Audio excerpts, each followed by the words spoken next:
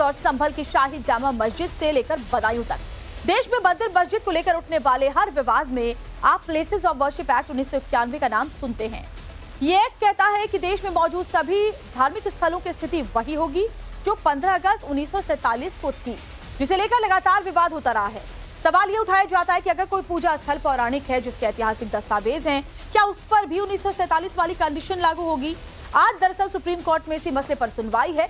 सवाल यह है कि क्या वर्शिप एक्ट बदल जाएगा? और बड़ी खबर इसी से जुड़ी हुई आपको बताते हैं। बदायूं संभल से अजमेर तक मंदिर मस्जिद विवाद के बीच आज प्लेसेस ऑफ वर्शिप एक्ट को लेकर सुप्रीम कोर्ट में अहम सुनवाई होने वाली है। प्लेसेस ऑफ वर्शिप एक्ट पर सुप्रीम कोर्ट में ये सुनवाई पर सबकी निगाहें हैं। दरअसल वर्शिप एक्ट की वैधानिकता को चुनौती दी गई है।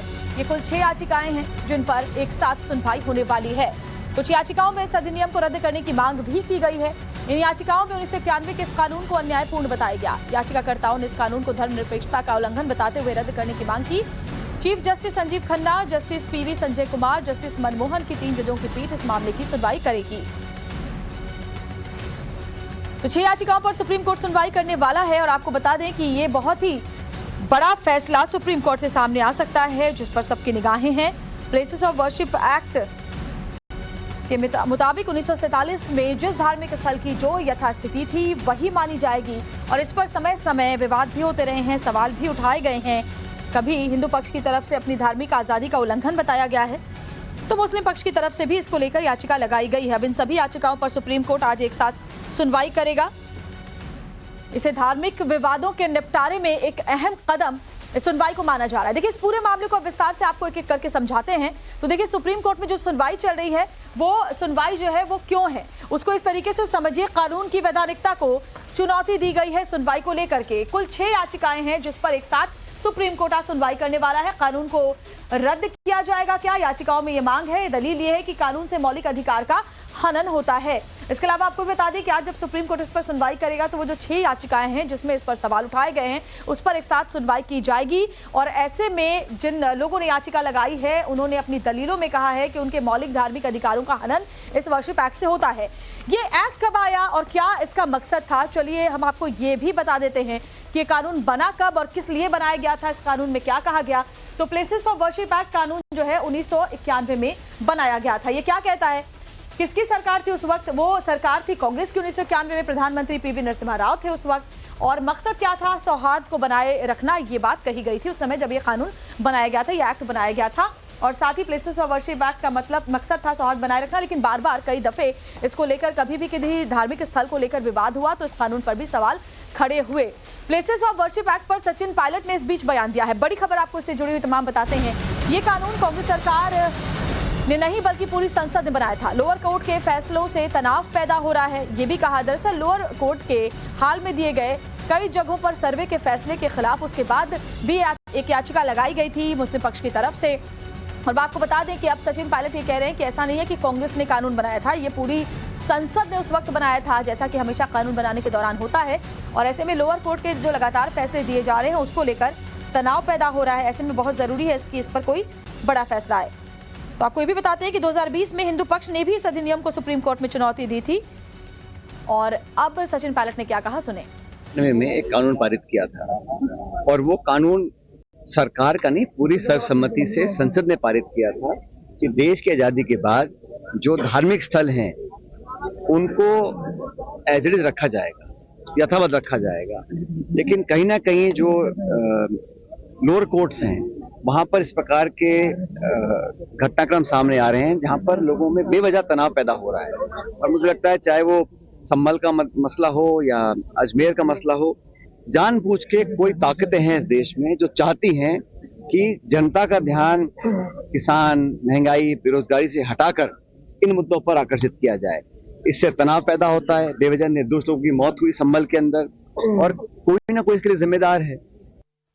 और जो कुल 6 याचिकाएं हैं, उसमें कुछ हिंदू पक्ष की तरफ से हैं जिसमें अधिनियम को रद्द करने की मांग की गई है, तो वहीं जमीयत उलमाए हिंद ने इस पर सवाल उठाए हैं और कहा है कि इसकी वजह से जो फैसले हाल के दिनों में लोअर कोर्ट की तरफ से दिए गए उसमें माहौल खराब हुआ। याचिकाओं में वर्शिप एक्ट 1991 की धारा 2, 3, 4 की संवैधानिक वैधता को चुनौती दी गई है। याचिका में कहा गया कि एक्ट की ये धाराएं धर्मनिरपेक्षता और कानून के शासन के सिद्धांतों का उल्लंघन है। याचिका में यह भी कहा गया कि अधिनियम की धारा 2, 3, 4 ने कोर्ट जाने का अधिकार छीन लिया है। देखिए, आपको बता रहे हैं कि करके कि क्या इस जो याचिका लगाई गई है उसमें कही गई है। और आपको चलिए अब ये भी बताते हैं कि जो वर्शिप एक्ट है उसकी धारा 3 और 4 क्या है। इसको इस तरह से समझिए, धारा 3 ये है कि पूजा स्थलों के ट्रांसफॉर्मेशन पर ये रोक लगाती है, यानी कि उसको किसी तरह का कोई बदलाव उसमें नहीं हो सकता है।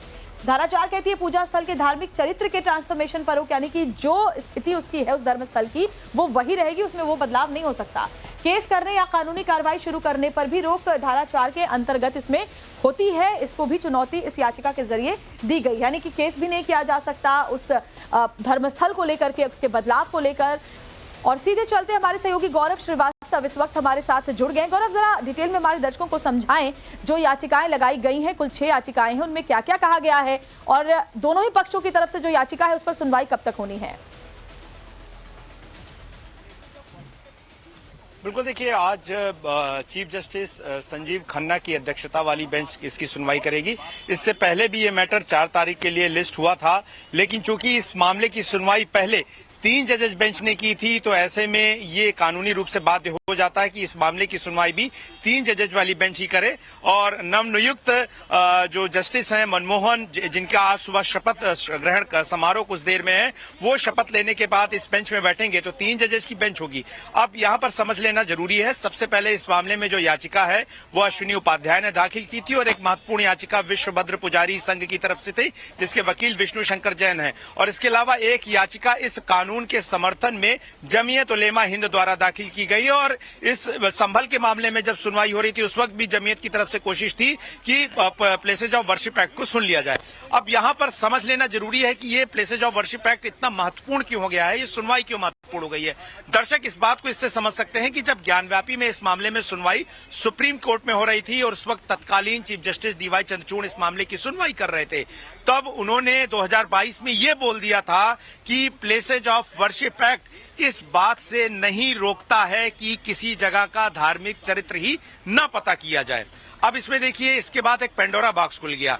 चीफ जस्टिस ने ये तो कह दिया कि प्लेसेज ऑफ वर्शिप एक्ट इस बात से रोकता है कि 15 अगस्त 1947 को जिस जगह पर जो धार्मिक पद्धति अपनाई जा रही होगी, यानी कि पूजा पाठ हो रहा है या नमाज पढ़ी जा रही है, वो तो चलता रहेगा। और 1991 इस बात को कहता है, लेकिन अगर कोई चाहता है, कोई पक्ष की उस जगह की धार्मिक चरित्र पता लगाया जाए तो वहां पर सर्वे कराया जा सकता है। इस फैसले की बहुत आलोचना हो रही है राजनीतिक तौर पर, कानूनी तौर पर, और इसी फैसले को ध्यान में रखते हुए, और ये कोई फैसला नहीं था, ओरल ऑब्जर्वेशन था, इसी को ध्यान में रखते हुए लोअर कोर्ट जो है इस मामले में लगातार फैसले सुनाए जा रहे हैं और एक पेंडोरा बॉक्स जो है वो खुल गया। ये उस वक्त भी कहा गया था मुकदमों की बाढ़ आ गई है, और अगर आज जस्टिस संजीव खन्ना उस लाइन को दोबारा से उस पर कुछ कहकर कोई जुडिशियल ऑर्डर पास करते हैं, रिटर्न ऑर्डर देते हैं, तो हो सकता है कि इन मुकदमों की बाढ़ पर कोई रोक लगे, नहीं तो बदस्तूर इस तरह के मुकदमे जारी रहेंगे। लेकिन यहां पर एक लाइन और समझ लेना जरूरी है, संविधान ये कहता है कि हर व्यक्ति को जुडिशियल रिव्यू का अधिकार है, ये मौलिक अधिकार है, यानी कि आप किसी कानून को चुनौती देते हुए मुकदमे के लिए कोर्ट में जा सकते हैं। लेकिन प्लेसेज ऑफ वर्शिप एक्ट कहता है कि राम मंदिर और जम्मू कश्मीर को छोड़कर आप मंदिर, मस्जिद या किसी भी धार्मिक स्थान से जुड़े हुए मामले में कोर्ट ही नहीं जा सकते हैं। इसी को अधिकार बनाकर कहा गया कि मौलिक अधिकार छीन रहा है कि मैं कोर्ट ही ना जाऊं और कहीं का धार्मिक चरित्र न पता लगूं। और जब ज्ञानव्यापी मामले में सर्वे का आदेश दे दिया गया तो ये बात साफ हो गई कि आने वाले समय में भी कई अदालतें सर्वे कराए जाने का आदेश, और उसी को लेकर के विरोध मुस्लिम पक्ष की तरफ से जताया गया। माफ कीजिए गौरव, आपको रोकना